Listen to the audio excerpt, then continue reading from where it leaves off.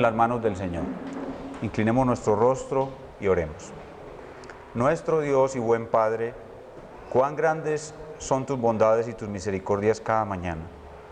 Todos los días de nuestras vidas tenemos que predicarnos el sagrado evangelio de nuestra salvación y recordar lo bienaventurados que somos, pues tú nos has amado eternamente y nos has devuelto bien habiéndote hecho nosotros a ti mal, y nos diste el bien supremo, que es la preciosa salvación que hoy disfrutamos.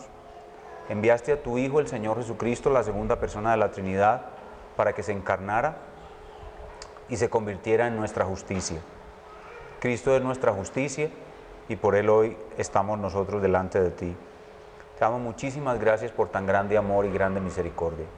Y todos los días lo recordamos y lo disfrutamos, pero en especial en este día del Señor, el primero de la semana, el día santo, el día sagrado, y lo guardamos con gozo delante de ti, pidiéndote que nos permitas aprovecharlo al máximo para que podamos conocerte mejor. Henos aquí en estas clases, nosotros queremos conocer más tu palabra, más la doctrina bíblica, y por eso estamos aquí delante de ti. Te pedimos que nos bendigas en este estudio y que podamos con él acceder a la membresía de una iglesia bíblica y podamos seguir en el camino de la santidad, en el camino de la obediencia por el resto de nuestras vidas. Nos ponemos pues en tus manos, en el nombre del Señor Jesús. Amén. Permítame.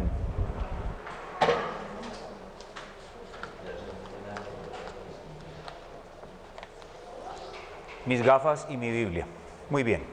Recuerden que estamos estudiando las doctrinas fundamentales que enseña la Biblia y cada doctrina va a ser representada por una imagen.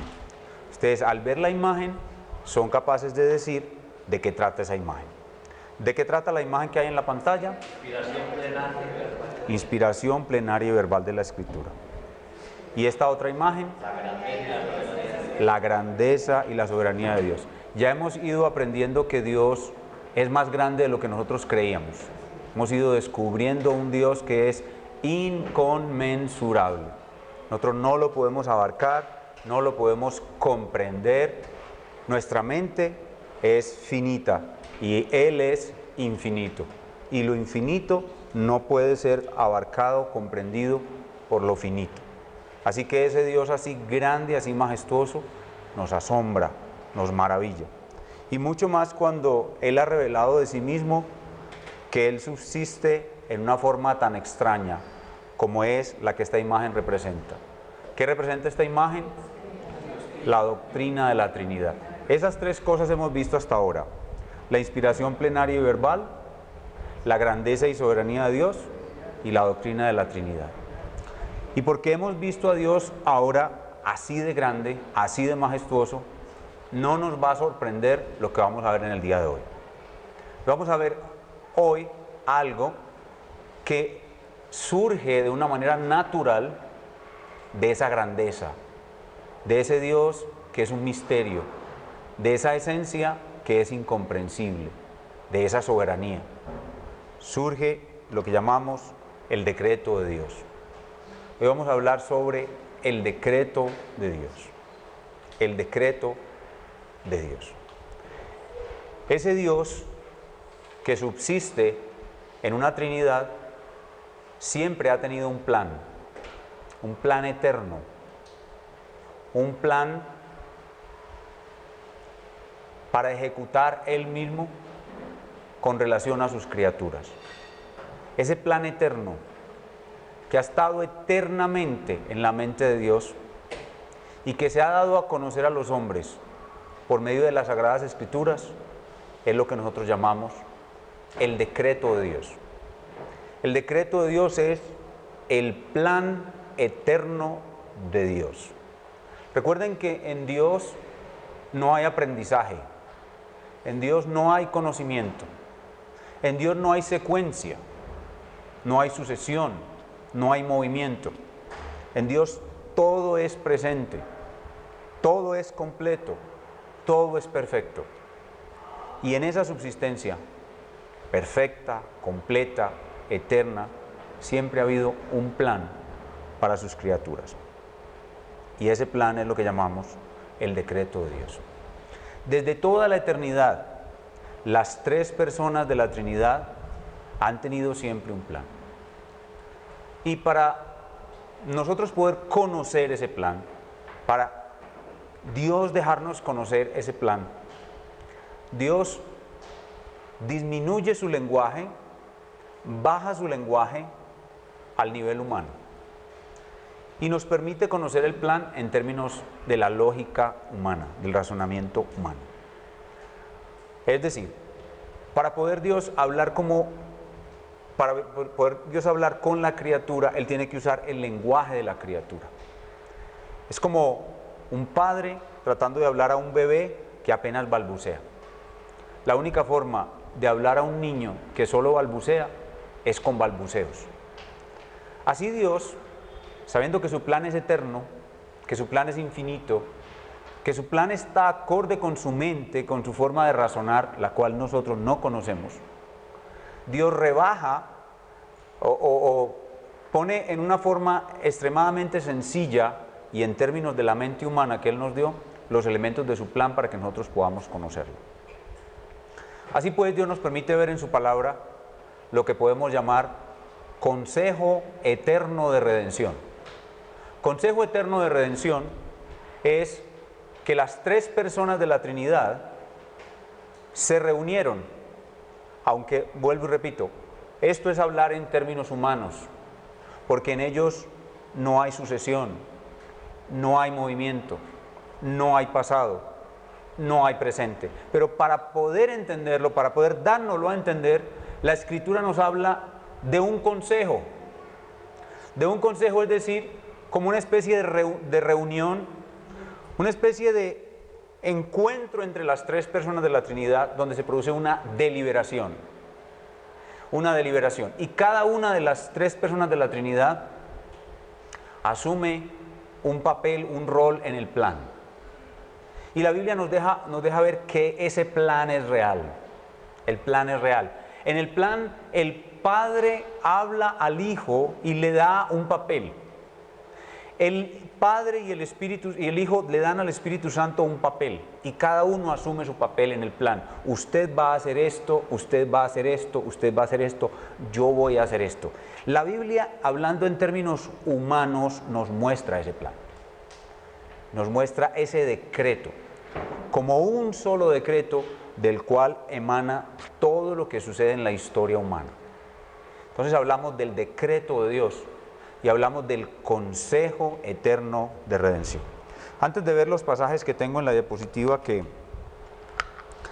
son los pasajes que voy a mostrar acerca del decreto de Dios, quiero mostrarles un poquito en las Sagradas Escrituras acerca de ese consejo eterno de redención. Es decir, cómo la Biblia, en términos muy humanos, muy antropomórficos, nos habla de que las personas de la Trinidad hablan, dialogan. Ya vimos en la clase pasada, cuando hablábamos de la Trinidad, un pasaje tan destacado como el Salmo 110, donde David dice: dijo el Señor a mi Señor, siéntate a mi diestra hasta que te ponga a tus enemigos por estrado de sus pies. Ese diálogo ocurre al interior de las personas de la Trinidad. Y es a eso a lo que llamamos consejo eterno de redención. Consejo eterno de redención es la deliberación, el diálogo que se presenta entre las tres personas de la Trinidad en función de ese plan o decreto de Dios. Sin duda alguna, el pasaje donde se ve más claramente esto es Juan capítulo 17, que estuvo predicando hoy en nuestra iglesia el hermano, el doctor Noé Acosta. Este Juan capítulo 17 es la oración sumo sacerdotal de Cristo, o la última oración de Cristo, y en ella se nos hace una alusión muy clara a este plan, a un plan, a una deliberación, a un consejo donde el Padre y el Hijo asumen roles, se encomiendan tareas y cumplen esas tareas. Comenzando, por ejemplo, por el verso 4. Con el verso 5. Dice Juan 17:5: ahora pues, Padre, glorifícame tú al lado tuyo con aquella gloria que tuve contigo antes que el mundo fuese. Noten ustedes a la segunda persona de la Trinidad, hablándole a la primera persona de la Trinidad y pidiéndole algo con base en la gloria pasada que ellos dos tenían antes de que el mundo existiese. Entonces, no existía el mundo y ellos dos existían y tenían una gloria que iba a ser manifestada al mundo que pronto iba a ser creado. ¿Qué es eso? Eso es un plan. Eso es el ser divino con un propósito en su mente, proyectando ese propósito hacia el mundo que pronto iba a crear. Pero aquí dice que todo esto ocurrió antes que el mundo fuese. Y el verso 6 nos dice: he manifestado tu nombre, es decir, he dado a conocer tu ser santo, tu divinidad, a los hombres que del mundo me diste. Esa expresión, a los hombres que del mundo me diste, ¿qué presupone? Presupone un diálogo entre ellos, ¿sí? Estamos las tres personas de la Trinidad, están reunidos. Recuerden de nuevo, estos son términos humanos. En Dios no hay sucesión, en Dios no hay movimiento, en Dios no hay presente, etc. Pero dice, estábamos reunidos y estábamos deliberando de ese plan, y en ese plan tú tomaste unos hombres del mundo y me los diste. Es a eso a que nos referimos cuando hablamos de un consejo eterno de redención. Es decir, un plan eterno, un plan perfecto. Es a eso a que nos referimos. ¿Cuándo le diste al Hijo, oh Padre, a aquellos que tomaste del mundo, que eran tuyos, y se los diste a Él? En el consejo eterno de redención. Ahora noten otro elemento, versículo 8, 7 y 8. Ahora has conocido que todas las palabras, que todas las cosas que me has dado, proceden de ti. Porque las palabras que me diste, noten de nuevo esa expresión, las palabras que me diste, ¿qué presupone? Presupone que ellos hablaron. Eso presupone que el Señor Jesucristo vino a la tierra con un guión. Ustedes saben qué es un guión. Un guión de una obra de teatro, un guión de una película. El Señor Jesucristo trajo un guión. Las palabras del guión, Él se las comunicó a aquellas personas que el Padre le dio. Entonces, no solamente en el Consejo Eterno de Redención se discutió acerca de unos seres humanos que el Padre le daba al Hijo, sino que se discutió acerca de unas palabras que el Padre le dio al Hijo y el Hijo se las dio a esas personas. Y cuando seguimos viendo el Nuevo Testamento, no solamente hablamos de los que me diste, de las palabras, sino de las obras. El Señor Jesucristo hizo milagros, grandes milagros.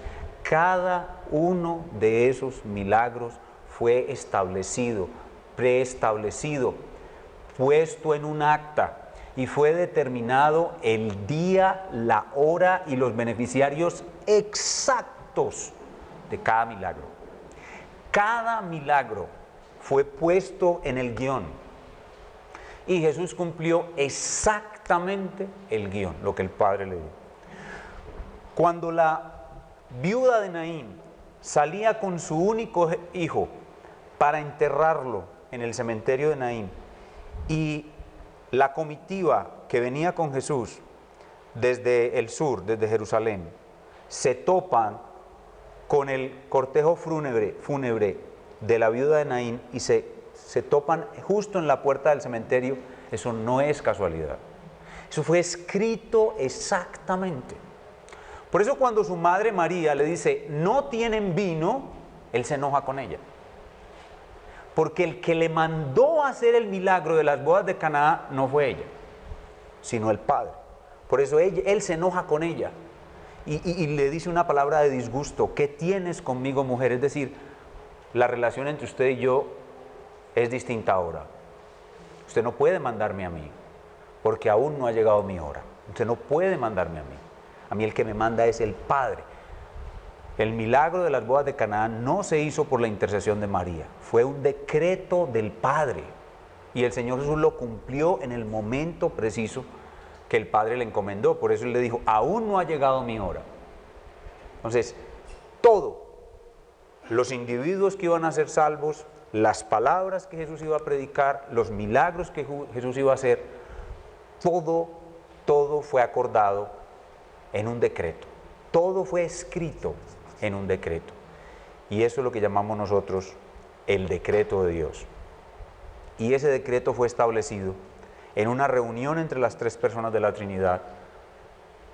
Y esa reunión es lo que llamamos el Consejo Eterno de Redención. Hoy en día las iglesias del Señor Jesucristo no creen esto. Ellas están muy influenciadas por ideas contrarias que tienen que ver con el libre albedrío. Y las personas de hoy en día no creen en un Dios que ha predestinado todo lo que sucede. No creen en eso. Creen más bien en un hombre que actúa siendo señor de su propio destino y un diablo que se inmiscuye en el mundo y cambia todas las cosas a su amaño. Pero no creen en un Dios que controla todo y predestina todo. Esta doctrina del decreto de Dios ha sido totalmente olvidada por la iglesia de nuestros días y es absolutamente necesario, si Dios ha de ser grande ante nuestros ojos, que la doctrina del decreto de Dios sea de nuevo creída por la iglesia del Señor Jesucristo. Entonces vamos a ver los textos que tenemos en pantalla y vamos a mostrar en esos pasajes que existe algo que puede ser llamado el decreto de Dios y cómo ese decreto de Dios abarca todas las cosas y ese decreto de Dios es totalmente infalible y ese decreto de Dios es universal, es la voluntad de Dios para toda su creación en todos los tiempos. Comencemos en Isaías 14, versículos 24 al 27. Isaías 14, versículos 24 al 27.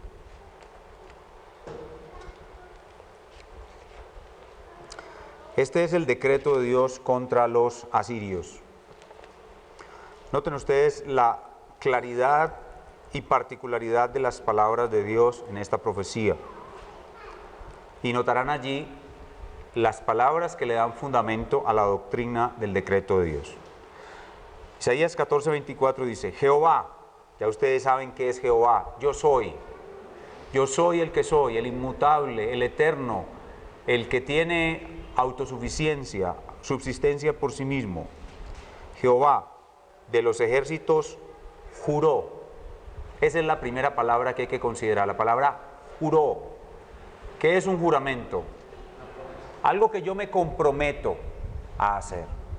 Yo juro, yo prometo, yo me comprometo, yo pongo mi vida en juego de que voy a hacer algo. Jehová juró, y el verbo es pasado. Juró diciendo, ciertamente, la palabra amén, significa, es absolutamente seguro. Palabra ciertamente significa absolutamente seguro. Se hará de la manera que lo he pensado. Oigan bien eso. Se hará de la manera que lo he pensado. ¿Qué es lo que tenemos ahí? Un curso de acción planificado, previamente establecido. Se hará como lo he planeado. Se hará como lo he pensado. ¿Sí? Ahí está Dios mostrándonos que Él determina los sucesos. Y será confirmado como lo he determinado. Noten de nuevo esa palabra, lo he determinado, o sea, lo he pensado con anterioridad, lo he determinado. Ciertamente así se hará porque yo lo he jurado. Noten todas esas palabras. Comiencen a construir con esas palabras. Jurado, asegurado, pensado, determinado. ¿Qué es eso? Es un plan. Dice, que quebrantaré al asirio en mi tierra.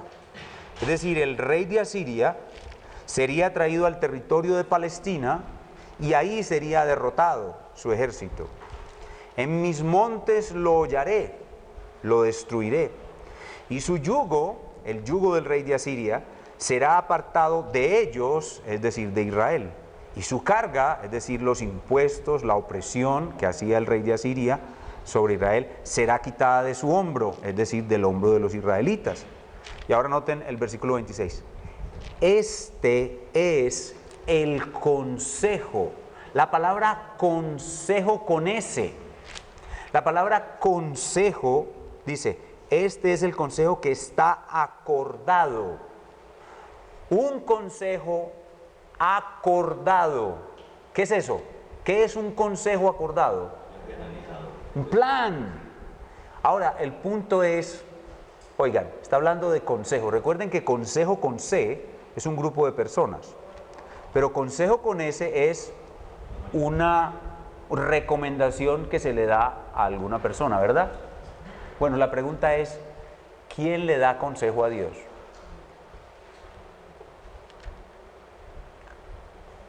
¿Alguien puede darle consejo a Dios? Hay solo una persona que puede darle consejo a Dios. Dios mismo. Dios es una Trinidad. Dios es una Trinidad. Entonces, Dios establece su consejo. Es el consejo, es la reunión de tres. Y entre los tres establecen un consejo. Se aconsejan. Ojo, de nuevo, estoy hablando en términos humanos. Porque en Dios no hay movimiento, no hay sucesión, en Dios no hay deliberación. Recuerden, Dios no tiene que deliberar. Si Dios tuviera que deliberar, sería un hombre. ¿Sí? Dios no tiene que razonar como nosotros tenemos que razonar secuencialmente. Dios no. Pero esto está escrito en términos antropomórficos, es decir, balbuceando, para que el bebé pueda entender. ¿Sí? Este es el consejo que está acordado ¿sobre qué? Sobre toda la tierra. Es decir, que no solamente Dios estableció un decreto para el asirio, para el rey asirio, sino para toda la tierra. Dios tiene un consejo establecido por Él mismo, que ha determinado, que ha jurado, que ha planeado para toda la tierra. Y dice, y está la mano extendida sobre todas las naciones. Dios tiene un consejo, tiene un plan sobre todas las naciones. Porque Jehová de los ejércitos, y de nuevo aparece esta palabra, lo ha que determinado. ¿Qué es algo que se ha predeterminado o que se ha determinado previamente? ¿Qué es eso? Un plan. La diferencia cuando usted hace un plan y yo hago un plan con cuando Dios hace un plan, cuando Él hace un plan es que nosotros hacemos un plan y lo podremos llevar a cabo como queremos, quién sabe, ¿sí o no? Pero cuando Dios hace un plan, ¿lo podrá llevar a cabo como Él quiere? ¿Hay algo que impida que Dios lleve a cabo lo que Él ha planeado? No, porque Él es todo sabio, todopoderoso, todo soberano, eterno. En cambio nosotros somos ¿qué? Todo dependientes, todo torpes, todos estúpidos, todos malos. ¿Podremos nosotros llevar a cabo de manera infalible nuestro plan? No. ¿Podrá Él llevar a cabo de manera infalible su plan? Sí. En el Salmo dice, Jehová todo lo que quiso ha hecho. Jehová todo lo que quiso ha hecho, solo Él puede decir eso. Entonces, cuando hablamos de eso, es que estamos hablando del decreto de Dios. Dice, porque Jehová de los ejércitos lo ha determinado, ¿y quién lo impedirá? Y su mano extendida, ¿quién la hará retroceder? Cuando Dios dijo, hágase la luz, ¿podría algo impedir que la luz viniera a existencia? Cuando Jehová Dios determinó que el rey de Asiria fuera en batalla a los campos de Israel y que allí fuera destruido de la manera como fue destruido, ¿podrá algo impedir que eso suceda? No, porque el Dios todo sabio, omnisciente, todopoderoso y todo soberano hace exactamente lo que Él decretó. Y eso es lo que llamamos el decreto de Dios. Veamos otro pasaje. Isaías 46, 9 y 10. Vamos a ver dos pasajes del Antiguo Testamento y dos del Nuevo Testamento. Isaías 46, 9 y 10.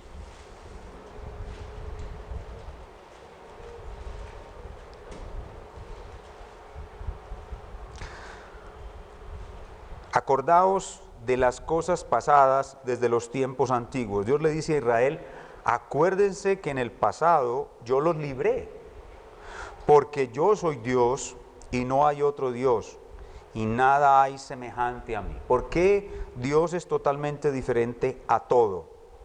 Dice el verso 10, que anuncio lo porvenir desde el principio y desde la antigüedad lo que aún no era hecho, que digo, mi consejo permanecerá y haré todo lo que quiero. ¿Cuál es la diferencia entre Dios y los ídolos? Los ídolos no saben lo que va a suceder. En cambio, Jehová anuncia lo porvenir desde el principio. Pero atención, bueno, Él es el alfa y omega, el principio y el fin. ¿Por qué Dios anuncia lo porvenir desde el principio? Porque tiene un telescopio mágico que le permite ir al futuro, ver lo que sucede y luego venir y decírnoslo. No, Dios anuncia lo porvenir desde el principio, no porque lo ve, sino porque Él lo ha decretado.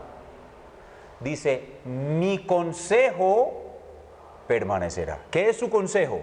Su plan, su decreto. ¿Por qué Dios sabe el futuro? O porque Él lo ha decretado. Dios no ve el futuro, Dios decreta el futuro. ¿Sí? Y por eso es que lo anuncia. Y por eso los ídolos no son nada, porque un ídolo no puede anunciar el futuro, ni hacer que acontezca. Esa capacidad, esa característica en Dios es lo que llamamos su decreto eterno, el decreto eterno de Dios. Entonces, ese decreto, como Dios es eterno, ¿cómo es su decreto? Eterno. Como Dios sabe todas las cosas, ¿qué abarca ese decreto? Todas las cosas. Como Dios es infalible y su voluntad no puede dejar de cumplirse, ¿cómo es ese decreto? Infalible. Entonces ese decreto es eterno, ese decreto es universal, ese decreto es infalible. Veamos Efesios 1:11. Efesios 1:11.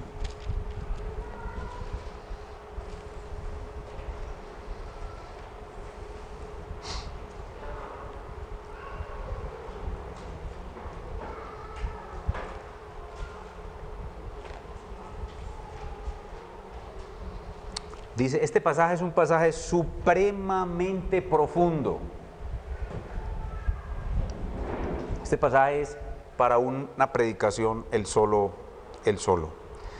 Efesios 1:11 dice, en Él, o sea, en Cristo, cada vez que ustedes encuentren esa expresión, en Él o en Cristo, se refiere a la doctrina de nuestra unión con Cristo.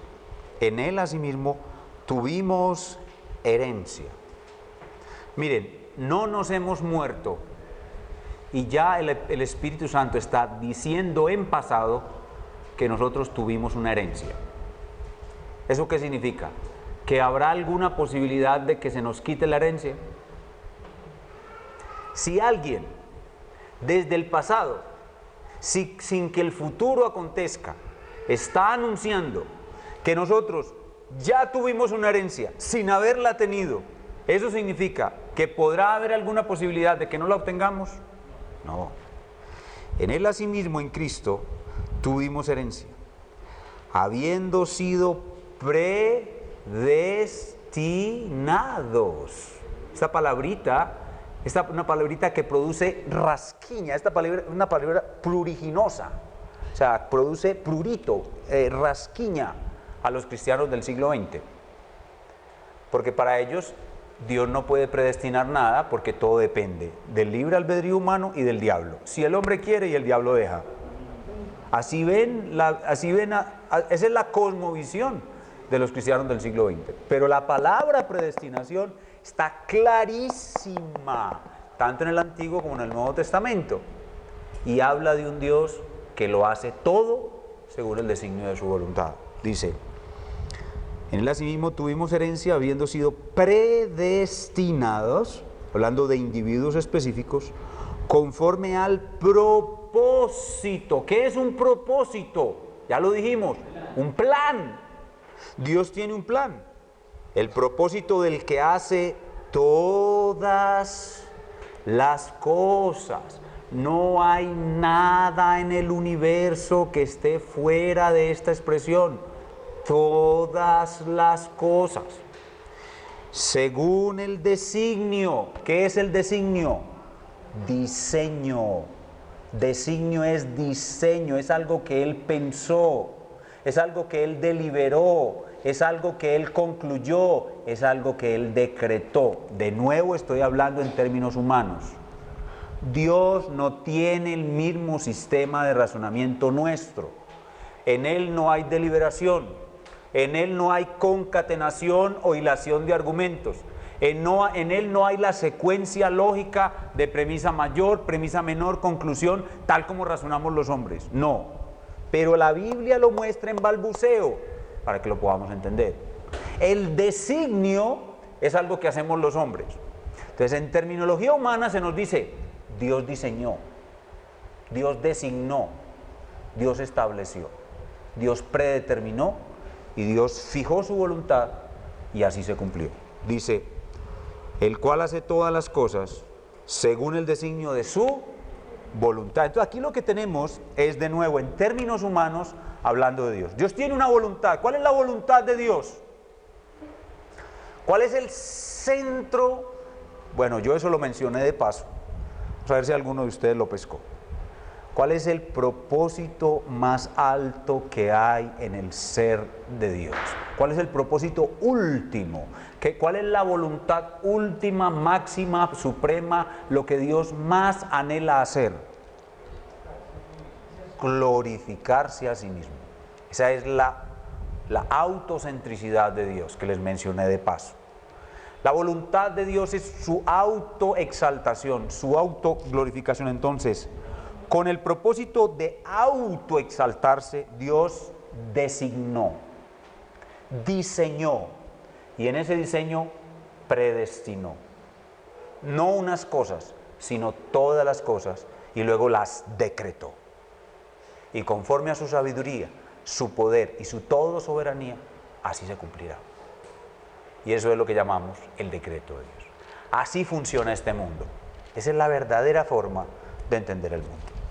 Veamos en el capítulo 3, versículo 11. 3:11. En este 3:11 vemos una declaración explícita de que el plan y el decreto de Dios son eternos. Dice 3:11, leamos desde el 10 para que tenga más sentido. Para que la multiforme sabiduría de Dios sea ahora dada a conocer por medio de la iglesia a los principados y potestades en los lugares celestiales, conforme al propósito eterno que hizo, tiempo pasado, en Cristo Jesús nuestro Señor. Entonces, propósito eterno que hizo. ¿Qué es eso? Plan eterno. Propósito eterno que hizo. ¿Qué hizo quién? El Dios Trino. La Santísima Trinidad elaboró este plan. Entonces, de todo lo que hemos visto aquí, hasta aquí, vemos que ese Dios inconmensurable, infinito, eterno, ha tenido siempre un plan eterno. Que ese plan se elaboró en un consejo eterno de redención. Es una deliberación de las tres personas de la Trinidad. Y que ese plan es eterno. O sea, no ha habido un momento en la mente de Dios en que no esté ese plan. Ese plan es eterno. Ese plan abarca todas las cosas, es decir, es universal. El plan es eterno, el plan es universal, el plan es infalible. Es infalible. El plan no puede fallar. Y ese plan abarca todas las cosas que existen, desde la más grande hasta la más pequeña. ¿Cuál es el evento más importante en toda la historia de la humanidad? ¿Cuál es? La muerte del Señor Jesucristo. Vayan conmigo a Hechos capítulo 4. ¿Cuál es el evento más importante de la historia de la humanidad? Adelante, siéntense, hijos. No es la caída de las Torres Gemelas, ni la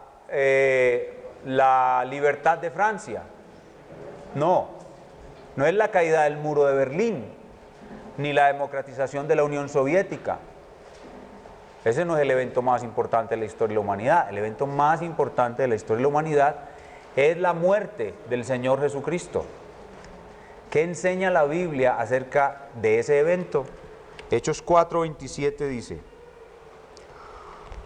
porque verdaderamente se unieron en esta ciudad contra tu santo Hijo Jesús, a quien ungiste, Herodes y Poncio Pilato, con los gentiles y el pueblo de Israel, para hacer cuanto tu mano y tu consejo, ¿les es familiar la palabra consejo? Para hacer cuanto tu mano y tu consejo habían antes determinado que sucediera. ¿Qué es eso? El decreto de Dios.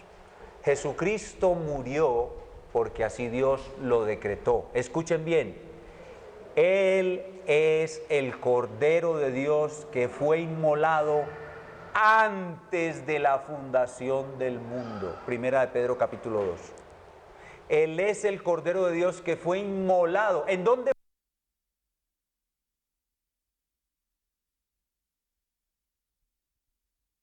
Cristo es el Cordero de Dios que fue inmolado, sacrificado antes de la fundación del mundo. ¿De qué habla eso? De un decreto. Entonces, el evento más importante de la historia de la humanidad fue decretado por Dios. Sí. Ahora, ¿cuál puede ser el evento más insignificante en la historia de la humanidad? El evento más insignificante en la historia de la humanidad es la caída de un pelo. La caída de un pelo. ¿Qué dice la Biblia sobre la caída de un pelo? Mateo capítulo 10. Mateo capítulo 10.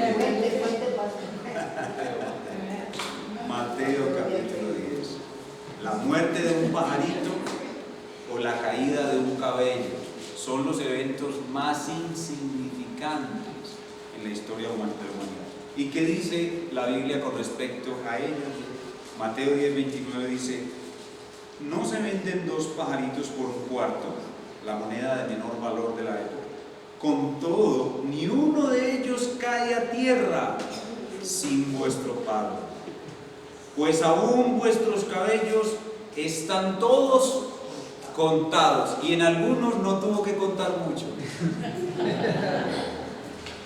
Porque tenemos solo 3 pelos, o nos quedan 3 pelos. El evento más importante en la historia de la humanidad fue decretado por Dios. El evento más insignificante en la historia de la humanidad es también decretado. Ahora, pastor, en este mundo suceden muchas cosas malas. También las cosas malas fueron decretadas por Dios. Sí, Señor. Por ejemplo, la venta de José. ¿Qué dicen las Sagradas Escrituras sobre la venta de José? ¿Quién llevó a José a Egipto? ¿Sus hermanos o Dios? ¿Qué dice el mismo José? Génesis capítulo 50, versículo 20.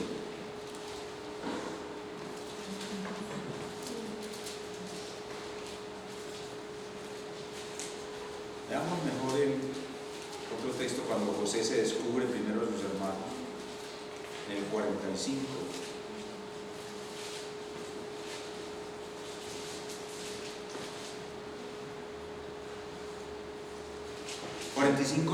de Génesis 45:5. Ahora pues, dice José a sus hermanos cuando se les descubre: no os entristezcáis ni os pese de haberme vendido acá, porque para preservación de vida me envió Dios delante de vosotros.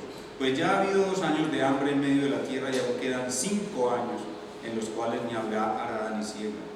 Y Dios me envió delante de vosotros para preservaros posteridad sobre la tierra y para daros vida por medio de gran tribulación. Las cosas buenas que suceden las cosas malas que suceden en este mundo están todas en el decreto de Dios. Pastor, pero ¿y si las cosas malas están, por supuesto, las buenas también? Claro que sí. La palabra de Dios dice en Efesios capítulo 2, versículo 10, que usted y yo tenemos una gran cantidad de buenas obras que Dios predestinó de antemano para que nosotros las hiciéramos. Veamos ese texto, Efesios 2:10. Efesios 2:10.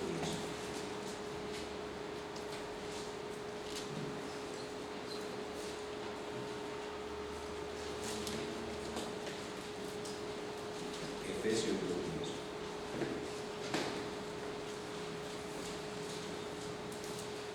Dice, desde el 8 para que tenga más sentido. Porque por gracia sois salvos por medio de la fe, y esto no de vosotros, pues es don de Dios, no por obras, para que nadie se gloríe. Porque somos hechura suya, somos obra de arte suya, poema es la palabra ahí, hechura, creados en Cristo Jesús para buenas obras, las cuales Dios preparó de antemano para que anduviésemos. Nuestras buenas obras están en el decreto de Dios. Dios decretó nuestras buenas obras. Pastor, pero ¿hasta dónde se extiende el decreto de Dios? ¿Hasta dónde Dios tiene influencia? Por ejemplo, sobre los gobernantes de la tierra. ¿Qué dice la Escritura? Que los pensamientos de los reyes están en la mano de Dios, y que Dios inclina el pensamiento de un rey a donde Él quiere. Mire, Maduro es, bueno, ojalá que no lo vean los venezolanos, Maduro es el gobernante que es porque Dios le permite ser el gobernante que es. O un rey bueno es un rey bueno porque Dios le permite ser un rey bueno. Proverbios 21:1, veamos ese lindo pasaje.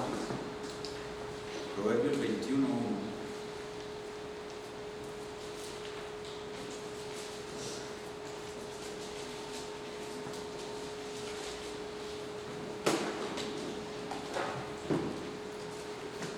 Dice la palabra del Señor. Proverbios 21:1.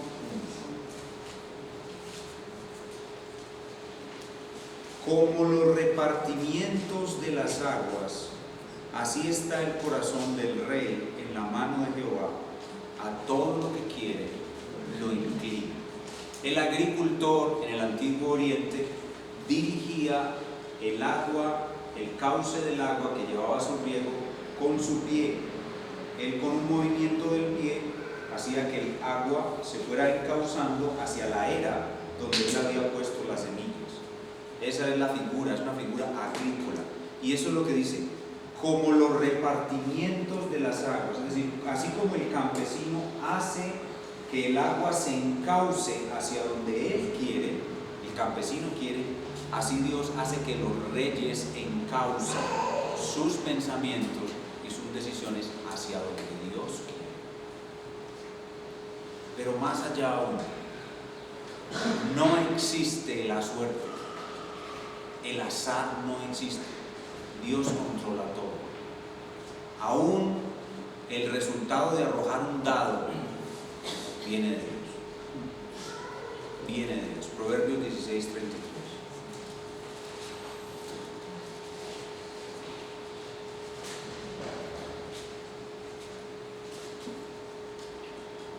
Dice, la suerte, se refiere a los dados, se echa en el regazo. Ustedes saben, el regazo es esto. La suerte se echa en el regazo, mas de Jehová es la decisión de él. No existe la suerte. Ustedes saben que para probarnos Dios, o para mostrarnos, enseñarnos Dios que no existe la suerte, Él usó la suerte.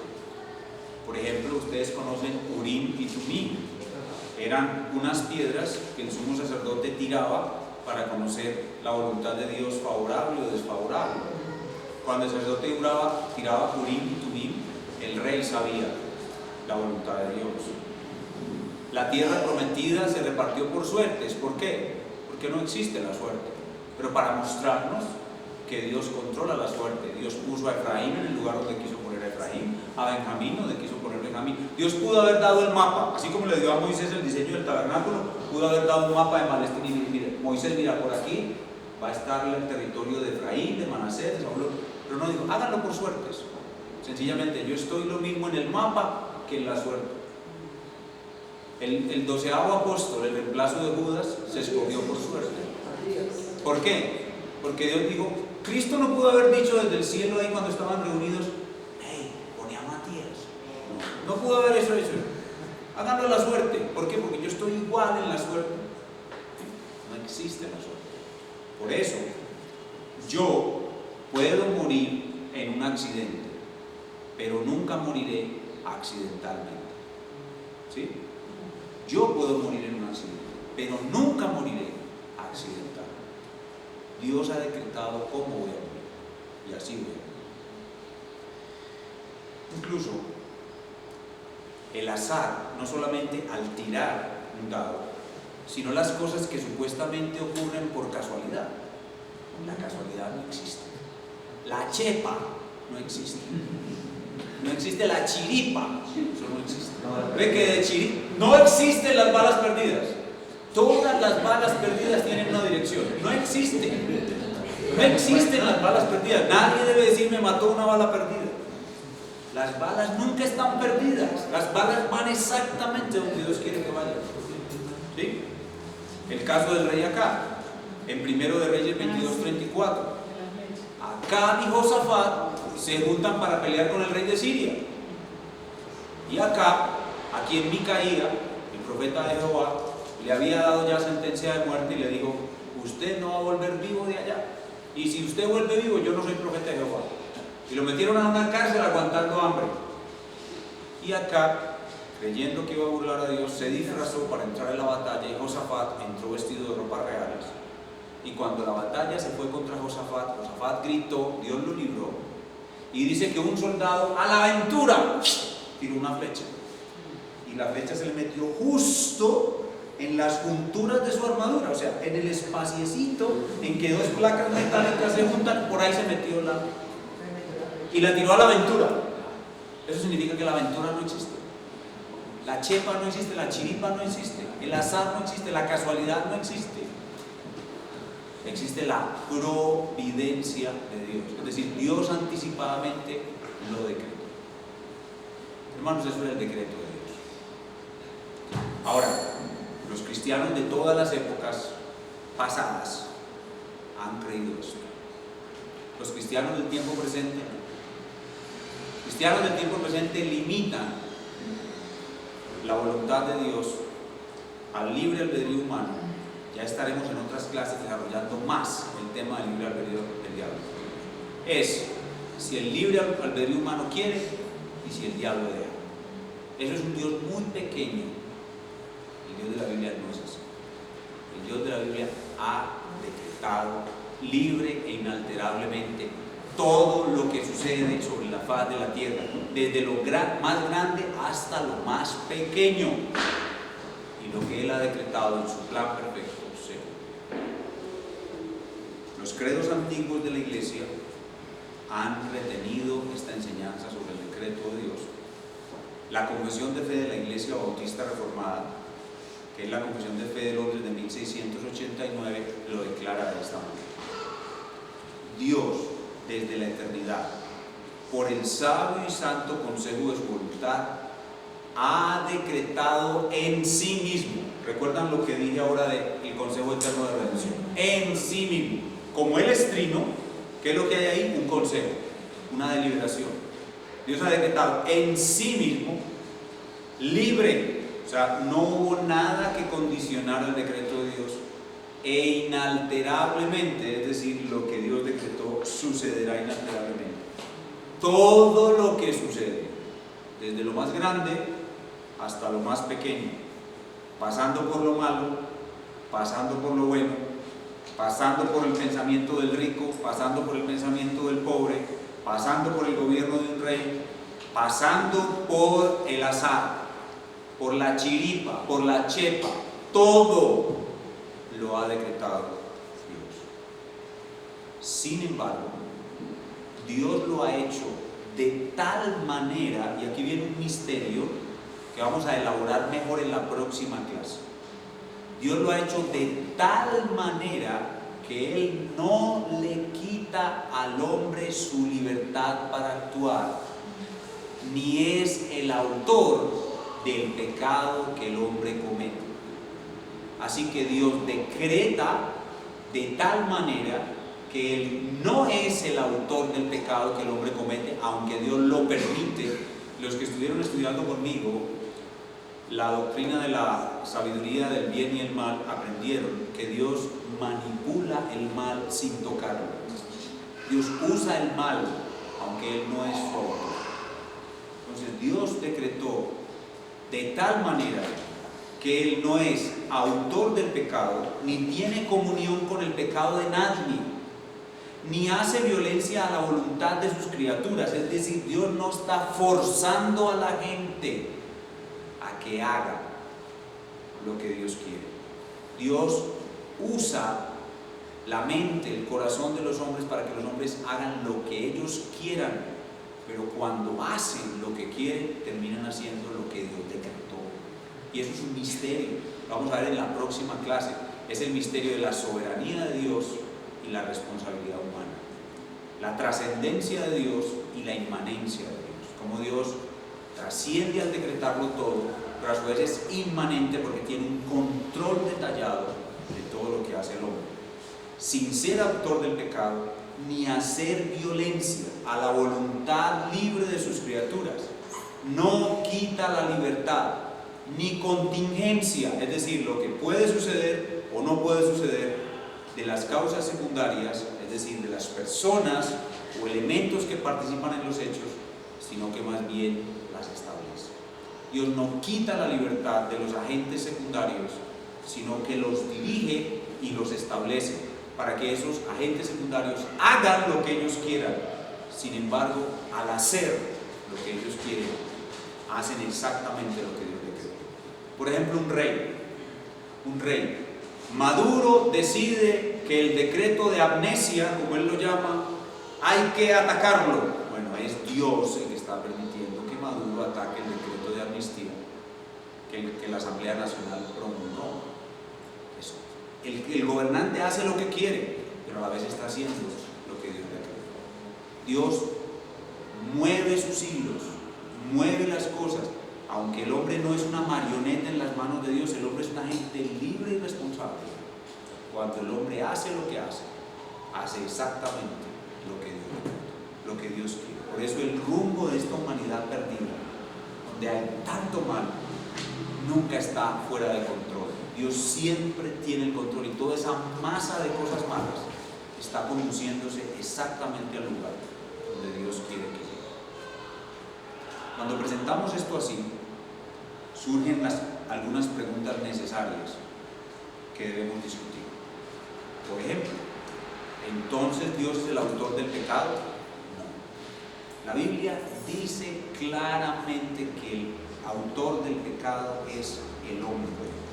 Dice, no, Dios no es el autor del pecado, es del hombre la culpa de la presencia del mal. El mal existe por el hombre. El hombre es una criatura libre y responsable y él fue el que introdujo el mal cuando fue tentado por la criatura angélica. Entonces, Dios no es el autor del pecado. El mal no existe por Dios, sin embargo, Dios lo permitió para usarlo para un propósito más alto. Entonces, ¿el hombre es un títere en las manos de Dios y no tiene libre albedrío? La respuesta es no. El hombre no es un títere en las manos de Dios. El hombre tiene libertad para hacer lo que quiere. Ya discutiremos qué tan libre es el albedrío. Hoy se habla del libre albedrío como si fuera la gran cosa. Realmente tal libre albedrío como nos lo imaginamos hoy no existe. Pero sí existe que el hombre es libre y responsable para hacer lo que él quiere. El hombre hace lo que quiere conforme a su naturaleza. Y cuando hace lo que hace exactamente lo que Dios decretó, sea malo o sea bueno. Toda acción mala o buena de los hombres encaja en el plan de Dios y conduce esos eventos hacia lo que Dios quiere que sean conducidos. Entonces, ¿el hombre es un títere en las manos de Dios y no tiene libre albedrío? La respuesta es no. El hombre es libre y responsable, pero nosotros no estamos diciendo, como algunos nos acusan, que Dios determina todo sin darle participación a la responsabilidad humana. Y eso es lo que se conoce como fatalismo o determinismo, ¿no? Nosotros creemos que la Biblia no enseña el fatalismo. El fatalismo es no tener en cuenta la responsabilidad humana. Los musulmanes, por ejemplo, son fatalistas. El musulmán dice, si es la voluntad de Alá que me atropelle un carro en esta esquina, así lo pase en rojo, lo pase en verde, da igual porque Alá lo determinó, y se pasa sin mirar el semáforo. Eso es un fatalista. Nosotros no somos fatalistas, nosotros miramos el semáforo. ¿Por qué? Porque Dios dijo que nosotros debemos cuidar nuestra vida, no matarás. Tenemos que ser responsables con nuestra vida. Entonces, si el semáforo está en rojo y yo paso, pues es muy probable que me mate un carro. Es más probable que me mate un carro. Puede que no. Ahora, puede que lo pase en verde y de todos modos pase el carro y me mate. Sí, entonces eso fue la voluntad de Dios. No de Alá, pero sí de Dios. Pero yo no tengo que pensar lo que Dios determinó. Yo tengo que pensar en lo que yo tengo que hacer aquí. Es mi responsabilidad. Es que mi matrimonio va a ser bueno si Jehová lo decretó. No, compañero, está bien que su matrimonio va a ser bueno si Jehová lo decretó, pero usted tiene que ser un buen marido. ¿Cuál es su responsabilidad? ¿Pensar en el decreto de Dios o pensar en su responsabilidad? Tiene que pensar en su responsabilidad. Ese es el equilibrio. Soberanía de Dios, responsabilidad del hombre. Pero lo perfeccionaremos, lo profundizaremos más en la siguiente clase. En esta clase solamente debemos pensar en que Dios decretó todas las cosas desde la eternidad, abarca todo lo que existe y ese decreto es inalterable. Dios decretó y así se cumplirá. Abarca todas las cosas. Una de las cosas que siempre se nos señala como fatalistas y deterministas, y una de las cosas que enseña el fatalismo es que es ciego. El fatalismo es ciego y es impersonal. Sin embargo, nuestro Dios todo lo ve y es una persona. Y eso es algo. Así es. Es un misterio que debemos reflexionar sobre él más profundamente, pero es un misterio que va a traer mucha paz, mucha tranquilidad a nuestras vidas. El saber que la vida en este mundo funciona así. Dios es soberano y yo soy responsable. Eso lo vamos a ver más en la próxima clase. Entonces, habiendo hecho esas dos aclaraciones, que Dios no es el autor del pecado, es decir, el decreto de Dios incluye el pecado, pero de una manera permisiva. Dios permite que el hombre peque, y cuando el hombre peque, hace realmente lo que Dios le permitió hacer, y eso está dentro del decreto de Dios. De tal suerte que Dios no es el autor del pecado, pero el decreto de Dios no excluye la libertad humana. El decreto de Dios incluye la libertad humana y el hombre es libre de hacer lo que quiere, pero cuando el hombre hace lo que quiere, hace exactamente lo que Dios quería que hiciera. ¿Por qué? Porque Dios está controlando su corazón. Dios sabe cómo reacciona el hombre. Por ejemplo, ¿por qué creen ustedes que Salomón pudo definir cuál de las dos mujeres que se presentaron con un niño vivo ante él era la mamá? Porque Salomón conocía el corazón de una madre y sabía cómo reaccionaría una madre ante una situación determinada. Y Salomón creó una situación artificial, que es partir el niño en dos, para provocar la reacción del corazón de una verdadera madre y así distinguirla. Así Dios conoce todo nuestro ser. Dice la Escritura que ni siquiera ha subido la palabra que yo voy a decir y ya Él la sabe. Entonces Él dispone todo, controla todo para que yo quiera y para que yo haga. Y cuando yo quiero y hago lo que Él quiso.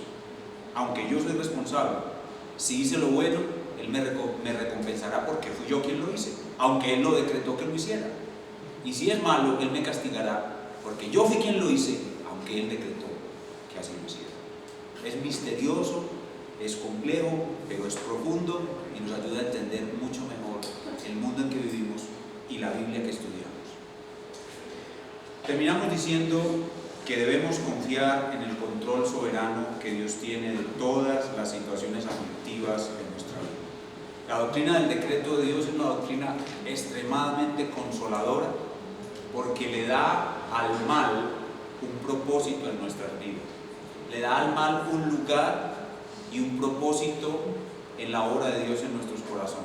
Si Dios no fuera soberano sobre el mal haría sobre nosotros una sin razón, un sinsentido, un no sé quién soy yo, ni sé para dónde voy. Pero Dios controla el mal y por eso en todas las situaciones aflictivas yo puedo confiar que en ese decreto hay un propósito bueno para mi vida y que Dios lo está llevando a donde Él quiere. Porque todas esas situaciones aflictivas de nuestra vida Él las ha decretado y las controla perfectamente para nuestro bien. Por eso, como dice el famoso autor del libro, confiando en Dios aunque la vida duela, debemos confiar en Dios aunque la vida duela. Porque Dios ha decretado todo y lo tiene estipulado para un propósito. Bien, vamos a orar pidiéndole al Señor que esta verdad cale en lo profundo de nuestro corazón y vamos a tratar de escuchar algunas de vuestras preguntas. Padre eterno, Dios todopoderoso, todo soberano, nosotros creemos que tu grandeza incluye esto que hemos llamado el decreto de Dios. Tu grandeza incluye un decreto eterno, un decreto infalible, un decreto universal, un decreto que incluye todas las cosas, desde la más grande hasta la más pequeña, un decreto que excluye la posibilidad de que tú seas autor del mal, un decreto que excluye la posibilidad de que los hombres sean títeres en tus manos, un decreto mucho más sabio de lo que nosotros podemos entender, pero un decreto en el cual podemos confiar. Cristo es el único que puede abrir el libro y desatar sus 7 sellos. Solo Él conoce tu decreto perfectamente y Él ahora está haciendo que todas esas cosas de tu decreto ocurran a nuestro favor, porque a Él se le ha dado potestad sobre el cielo y la tierra y Él gobierna el universo conforme a tu decreto. Él lo hace. Cristo gobierna el universo conforme a tu decreto, porque Él fue el único que fue hallado digno de abrir el libro y desatar sus sellos. Él es el único. Y por eso Él ahora gobierna el universo conforme al decreto eterno, conforme a ese libro que así está escrito. Gracias te damos, Señor, porque nosotros tenemos a la vista ese decreto en los 66 libros de la Biblia y podemos confiar que con base en lo que allí está escrito en tu palabra, cada evento de nuestra vida tendrá un propósito determinado y un buen final para cada uno de los que somos tus hijos que estamos en tu palabra. Gracias por ayudarnos a pensar de manera grandiosa de ti y a extender nuestra admiración a ti con base en el decreto eterno tuyo que está claramente en tu palabra. Alimentanos pues con esta preciosa palabra y fortalece nuestra confianza en ti. Te lo pedimos en el nombre del Señor Jesucristo. Amén. Bueno, preguntas.